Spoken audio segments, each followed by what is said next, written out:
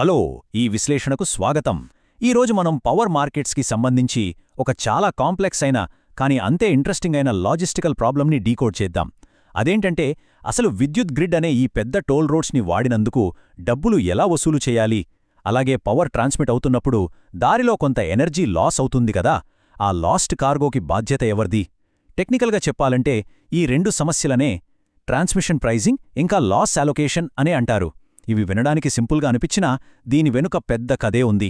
So late చేయకుండా డైరెక్ట్గా టాపిక్లోకి వెళ్ళిపోదాం. ఒకసారి మన రోడ్ మ్యాప్ చూస్తే ముందుగా పవర్ వీలింగ్ బేసిక్స్, ఆ తర్వాత ట్రాన్స్మిషన్ ప్రైజింగ్ ప్రిన్సిపల్స్, దానికి సంబంధించిన రోల్డ్ ఇన్, అలాగే marginal and composite pricing paradigms cover చేద్దాం. ఆ తర్వాత ద లాస్ అలొకేషన్ ప్రాబ్లం, దాన్ని ఎలా క్లాసిఫై చేస్తారు అనేవి చూద్దాం.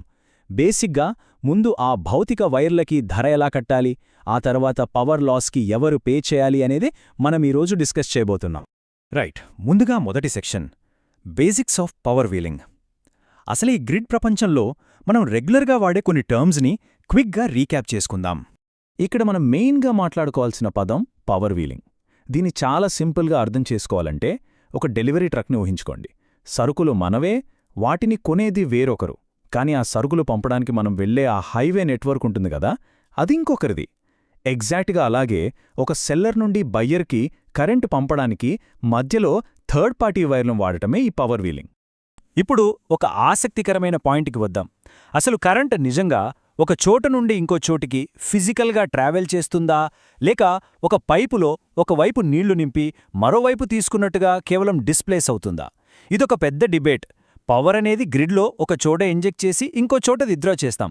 మరి అలాంటప్పుడు ఎలక్ట్రాన్ నిజంగా ప్రయాణించిన దూరం ఆధారంగా ఛార్జీలు వెయ్యాలా వద్దా? ఈ ప్రశ్న పవర్ మార్కెట్స్లో చాలా కాలంగా ఒక పెద్ద తలనొప్పి లాంటిది.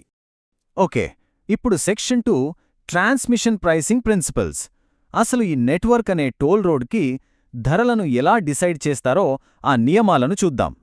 ఇక్కడ మనం గమనించాల్సిన విషయం ఏంటంటే, ట్రాన్స్మిషన్ ప్రైసింగ్కి కొన్ని స్పష్టమైన గైడ్లైన్స్ లేదా సూత్రాలు ఉన్నాయి. ఇవి రోజువారీ ఎఫిషియన్సీని పెంచాలి, కొత్త జనరేటర్లో ఎక్కడ పెట్టుబడి పెట్టాలో కరెక్ట్ సిగ్నల్స్ ఇవ్వాలి.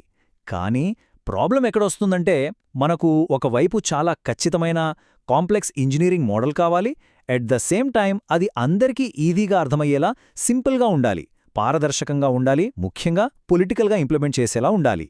చూసారా, ఈ రెండింటినీ బ్యాలెన్స్ చేయటం నిజంగా ఒక పెద్ద సవాలు కదా.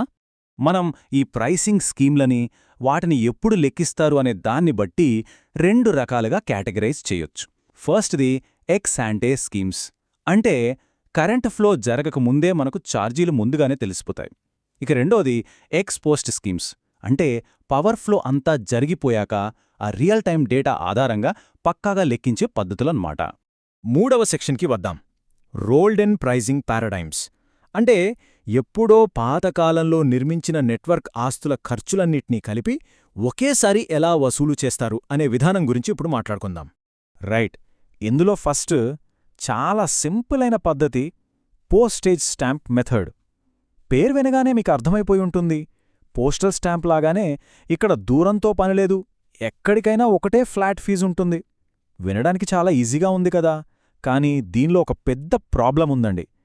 దాన్ని ప్యాన్కేకింగ్ అంటారు. అంటే పవర్ ఒకటి కంటే ఎక్కువ జోన్లను క్రాస్ చేస్తున్నప్పుడు ప్రతి జోన్ వాళ్ళు వాళ్ల ఫ్లాట్ ఫీజు వేసుకుంటూ పోతారు. దానివల్ల ఛార్జీలు ఒకదానిపై ఒకటి పడి ఫైనల్ బిల్లు అమాంతం పెరిగిపోతుంది. ఇప్పుడు ఇంకో పద్ధతి చూద్దాం, కాంట్రాక్ట్ పాత్ మెథడ్. ఇదెలా ఉంటుందంటే, మనం పేపర్ మీద ఒక షార్టెస్ట్ లైన్ గీసుకుని ఓకే, ఈ రూట్కే నేను ఫీజు కడతాను అని ఫిక్స్ అవడం. కానీ మనకు తెలిసిందే కదా, ఎలక్ట్రాన్లు మన కాంట్రాక్ట్ పేపర్లు చదివి ఆ దారిలోనే వెళ్ళో కదా. భౌతికంగా చూస్తే అవి నెట్వర్క్లో ఏ లైన్స్ ఖాళీగా ఉంటే ఆ ప్యారలల్ లైన్స్ అన్నింటి గుండా ప్రవహిస్తాయి. సో ఈ పద్ధతిలో రియాలిటీ మిస్ అవుతోంది. మరి ఈ ప్రాబ్లంని సాల్వ్ చేయడానికి ఇంజనీర్లు తెచ్చిన సొల్యూషనే ఎండబ్ల్యూ మైల్ మెథడాలజీ. ఇదేం చేస్తుందంటే, మ్యాథమెటికల్గా ప్రతి లైన్లో ఎంత పవర్ ఎంత దూరం ప్రవహించిందో డీసీ పవర్ ఫ్లో సిమ్యులేషన్స్ వాడి ట్రాక్ చేస్తుంది. ఇది కొంచెం టెక్నికల్గా అనిపించినా పాత పద్ధతులతో పోలిస్తే వాస్తవంగా నెట్వర్క్ని ఎంత వాడుతున్నారో ఇది చాలా బెటర్గా కొలుస్తుంది. సో ఇక్కడతో fourth section, marginal and composite pricing. ఇక్కడ మనం పాత నెట్వర్క్ ఖర్చులను రికవర్ చేయడం దగ్గర నుండి సిస్టంలో కొత్తగా జరిగే పవర్ లావాదేవీల ఇంపాక్ట్కి ఎలా ప్రైసింగ్ వేస్తారో చూద్దాం. ఒకసారి ఈ మార్జినల్ ట్రాన్స్మిషన్ ప్రైజింగ్ పారాడైమ్ని గమనించండి. ఇక్కడేంటంటే ఎప్పుడో జరిగిన పాత నెట్వర్క్ ఖర్చులను అంటే ఆ సంక్ కాస్ట్ని పక్కన పెట్టేస్తారు. కేవలం ఒక కొత్త ట్రాన్సాక్షన్ వల్ల సిస్టంలో ఏమైనా కొత్తగా ఖర్చులొస్తే, ఫర్ ఎగ్జాంపుల్ ఏదైనా ఎక్స్ట్రా ఎనర్జీ లాస్ అయినా లేదా నెట్వర్క్ కన్స్ట్రెయింట్స్ వచ్చినా ఆ ఎక్స్ట్రా అయ్యే ఖర్చులను మాత్రమే ఆ పర్టిక్యులర్ యూజర్ నుండి వసూలు చేస్తారు. ఇది చాలా లాజికల్గా ఉంది కదా. ఇక్కడున్న టేబుల్ని చూస్తే మీకు ఈ పద్ధతుల మధ్య ఉన్న ట్రేడ్ ఆఫ్స్ క్లియర్గా అర్థమవుతాయి. రోల్డెన్ పద్ధతులు ఇంప్లిమెంట్ చేయడానికి చాలా సింపుల్గా ఉండొచ్చు, కానీ ఫ్యూచర్ ఇన్వెస్ట్మెంట్స్కి అవి సరైన సిగ్నల్స్ ఇవ్వవు. అదే మీరు మార్జినల్ లేదా ఇంక్రిమెంటల్ పద్ధతులు చూస్తే ఇవి ఆపరేషనల్ ఎఫిషియన్సీకి ఎక్సలెంట్ ఎకనామిక్ సిగ్నల్స్ ఇస్తాయి, కాకపోతే కాస్త కాంప్లెక్స్గా ఉంటాయి. దేని ప్లస్ మైనస్ దానికున్నాయి. ఇప్పుడు section 5 the loss allocation problem. So grid ప్రైసింగ్కి సంబంధించిన తలనొప్పి ఇక్కడితో అయిపోలేదు. ఇప్పుడు మన ముందున్న సెకండ్ బిగ్గెస్ట్ ప్రాబ్లంకొద్దాం. పవర్ వైర్ల గుండా వెళ్తున్నప్పుడు ఖచ్చితంగా కొంత వేడి రూపంలో ఆవిరైపోతుంది. అదే లాస్. మరి ఆ లాస్ అయిన పవర్కి ఎవరు డబ్బులు కట్టాలి? అసలు దాన్ని ఎలా డిసైడ్ చేస్తారో? ఇక్కడ ఈ మ్యాథ్స్ ఈక్వేషన్స్ చూడగానే టెన్షన్ పడకండి. ఇవి ఎందుకు పెట్టానంటే ఈ లాస్ అలొకేషన్ టాపిక్ అంతా వివాదాస్పదంగా ఎందుకుంటుందో చెప్పడానికి. ఫిజిక్స్లో పవర్ లాస్ అనేది ఎప్పుడూ నాన్ లీనియర్గానే ఉంటుంది. ఇక్కడ ఈక్వేషన్లో ఆ క్రాస్ టర్మ్ కనిపిస్తోంది కదా, దానివల్లే ప్రాబ్లమంతా. ఒక సిస్టంలో 2-3 పవర్ పంపుతున్నప్పుడు ఎవరి ట్రాన్సాక్షన్ వల్ల ఖచ్చితంగా ఎంత లాస్ జరిగిందో విడదీసి లెక్క కట్టడం లిటరల్గా అసాధ్యం. ఓకే, ఇప్పుడు సెక్షన్ 6 క్లాసిఫయింగ్ లాస్ అలొకేషన్ మెథడ్స్. ఒక ఖచ్చితమైన మ్యాథమెటికల్ సొల్యూషన్ లేనప్పుడు ఈ సమస్యను డీల్ చేయడానికి మన ఇంజనీర్లు ఏ రకాల ఫ్రేమ్వర్క్స్ని డిజైన్ చేశారో చూద్దాం. బేసిక్గా లాస్ అలొకేషన్లో 3 మెయిన్ కేటగిరీస్ ఉన్నాయి. మొదటిది ప్రోరాటా మెథడ్. ఇది చాలా సింపుల్. జనరేటర్లకి, లోడ్లకి ముందుగానే ఒక ఫిక్స్డ్ పర్సెంటేజ్ ఇచ్చేస్తుంది. కానీ ఇది నెట్వర్క్లో నిజంగా ఏం జరుగుతుందో అసలు పట్టించుకోదు. ఇక మిగతా 2 పద్ధతులు అంటే ఇంక్రిమెంటల్ అండ్ ప్రపోర్షనల్ మెథడ్స్. ఇవి ఫిజికల్ ఫ్లోస్ని ట్రాక్ చేసి కాస్త న్యాయంగా పంపిణీ చేయడానికి ట్రై చేస్తాయి. ఈ సెకండ్ కేటగిరీ అయిన ఇంక్రిమెంటల్ మెథడ్స్లో ఐటీఎల్ కోఎఫిషియెంట్స్ని వాడతారు. ఇక్కడ మీకొక ఇంట్రెస్టింగ్ ఫ్యాక్ట్ చెప్పాలి. కొన్నిసార్లు ఒక యూజర్ పవర్ పంపడం వల్ల నెట్వర్క్లో రద్దీ అంటే కంజెషన్ తగ్గుతుంది. అలాంటప్పుడు ఈ లెక్కలు ఆ యూజర్కి నెగెటివ్ లాసెస్ కేటాయిస్తాయి. అవునండి, అంటే వాళ్లు లాస్కి డబ్బులు కట్టక్కర్లేదు, పైగా సిస్టమ్కి హెల్ప్ చేసినందుకు సిస్టమే వాళ్లకి తిరిగి రివార్డ్ ఇస్తుందన్నమాట. క్రేజీ కదా.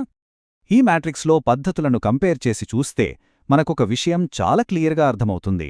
అందరికీ సెట్ అయ్యే పర్ఫెక్ట్ అయిన సింగిల్ ఎగ్జాక్ట్ మెథడ్ అంటూ ఏదీ లేదు. ప్రతి పద్ధతిలో మనం ఏదో ఒక రాజీ పడక తప్పదు. మీకు పక్కాగా ఖచ్చితత్వం కావాలంటే సింపుల్గా ఉండదు. ఈజీగా అందరికీ అర్థమయ్యే పద్ధతి కావాలంటే అందులో ఖచ్చితమైన లెక్కలుండవు. It's a compromise. ఇదంతా చూశాక ఫైనల్గా మనకొక ఆలోచింపజేసే ప్రశ్న వస్తుంది. అసలిలాంటి పర్ఫెక్ట్ సొల్యూషన్ లేని సిచ్యువేషన్లో మనలాంటి కొత్తగా డెవలప్ అవుతున్న పవర్ మార్కెట్లు ఏ విధానాన్ని ఎంచుకోవాలి? అందరికీ ఈజీగా అర్థమయ్యే ఆ simple and transparent rules follow అవ్వాలా, లేక కాంప్లెక్స్ అయినా సరే పర్ఫెక్ట్ ఇంజనీరింగ్ ఎఫిషియన్సీ ఇచ్చే పద్ధతుల వైపు వెళ్లాలా? ఈ పర్ఫెక్ట్ బ్యాలెన్సే ఫ్యూచర్ పవర్ మార్కెట్ల సక్సెస్ని డిసైడ్ చేస్తుంది. దీనిపై మనం ఖచ్చితంగా ఇంకా ఆలోచించాల్సిన అవసరం ఉంది. రైట్, ఈ విశ్లేషణ ద్వారా మీకు ఈ కాంప్లెక్స్ టాపిక్పై మంచి ఐడియా వచ్చిందని ఆశిస్తున్నాను. మళ్ళీ ఇంకో ఇంట్రెస్టింగ్ ఎక్స్ప్లెయినర్తో కలుద్దాం.